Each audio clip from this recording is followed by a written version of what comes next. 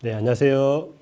12월 11일 월요일 욥기 34장 1절부터 30절까지의 말씀으로 엘리후의 잘못된 말이라는 제목으로 우리 함께 말씀을 나누어 보도록 하겠습니다.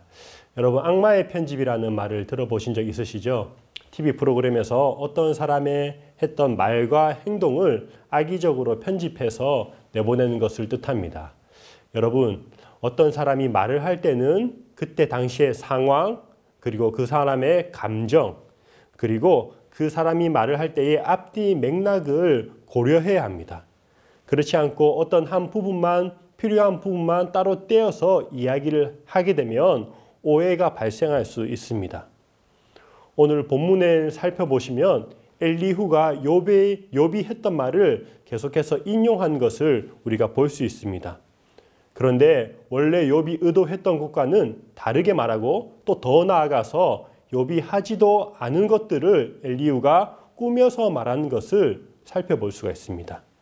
우리 3절에 보시면 이런 말이 있는데요. 엘리후가 말을 합니다. 입이 음식물의 맛을 분별한 같이 귀가 말을 분별하나니.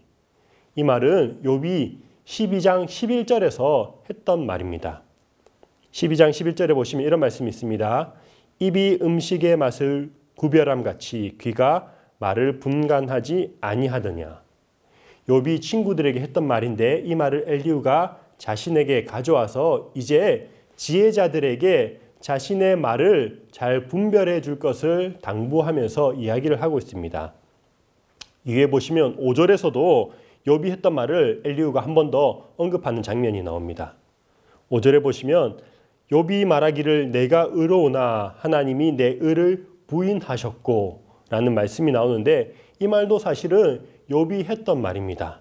하나님이 내 의를 부인하셨다라는 이 말은 욥기 27장 2절에서 욥이 직접 했던 말을 인용한 것입니다. 27장 2절에 보시면 욥이 이렇게 말합니다. 나의 정당함을 물리치신 하나님. 바로 이 부분을 인용한 것이죠. 이렇게 욥의 말을 인용한 뒤에 엘리후는 더 나아가서 이제 욥에 대한 비방을 계속해서 늘어놓습니다. 7절부터 9절까지의 말씀을 제가 읽어보겠습니다. 어떤 사람이 욥과 같으랴. 욥이 비방하기를 물 마시듯 하며 악한 일을 하는 자들과 한패가 되어 악인과 함께 다니면서 이르기를 사람이 하나님을 기뻐하나 무익하다 하는구나. 여러분, 우리는 욥이 1장에서 온전하고 정직하여 악에서 떠난 자라고 하신 말씀을 잘 기억하고 있습니다. 그런데 엘리후는 욥이 악한 자들과 한패가 되었을 뿐만 아니라 악한 자라고 이렇게 칭하고 있습니다. 왜 그렇습니까? 엘리후의 머릿속에는 욥이 고난을 당한 이유가 분명히 자신이 지은 죄 때문에 이런 고난을 당하고 있을 것이라는 것이 머릿속에 가득하기 때문입니다. 그래서 욥이 했던 말을 듣고 그것을 확대해서 해석하고 또 때로는 그 자신의 생각을 더딥혀서 욥이 하지도 않은 그런 행동과 말들을 꾸며서 자기의 생각대로 말을 하고 있습니다. 여러분, 엘리후는 욥을 위로할 그런 마음이 없습니다. 오로지 욥이 했던 말을 그 잘못을 지적해서 자기의 생각, 자기의 말이 옳다는 것을 증명하고 싶을 뿐입니다. 엘리후는 욥의 말을 굉장히 경청해서 들었습니다. 한마디도 놓치지 않으려고 굉장히 열심히 들었습니다. 그런데 그 열심히 듣는 이유가 상대방의 말을 반박하기 위해서, 잘못을 지적하기 위해서 그렇게 경청하였던 것이죠. 여러분, 서로 신뢰하지 못하고 다투는 사이에서는 상대방의 말을 굉장히 열심히 듣습니다. 그래서 때로는 우리가 통화했던 그 내용 모두를 녹음하기도 하죠. 잘못된 경청이죠.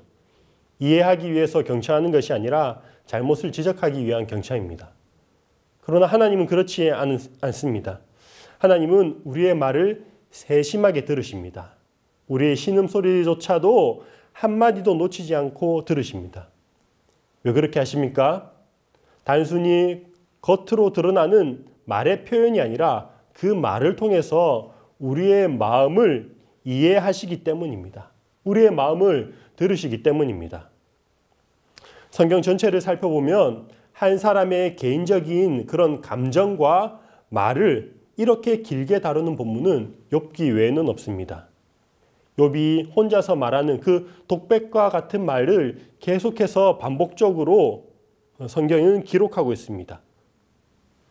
이렇게 긴 장을 할애하는 동안 하나님은 아무런 말씀이 없으십니다.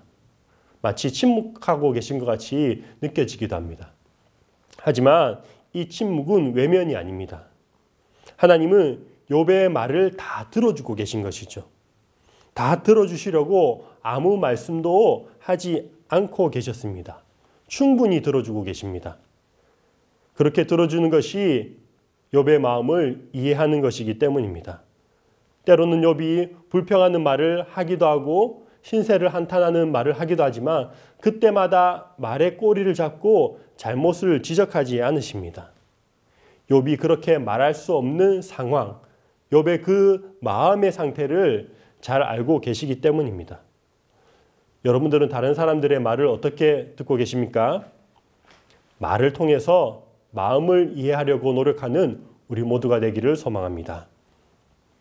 한 가지 더 살펴볼 것은 오늘 본문에서 엘리후가 욥에게 하고 있는 말, 사실 그냥 살펴보면 틀린 말이 없어 보입니다. 대표적으로 34장 11절에 이런 말씀이 있는데요. 사람의 행위를 따라 갚으사 각각 그의 행위대로 받게 하시나니. 잘 아시는 것처럼 인과응보의 법칙이죠. 잘못된 일을 하는 사람은 벌을 받고 착한 일을 하는 사람은 상을 받는다. 일반적인 법칙입니다.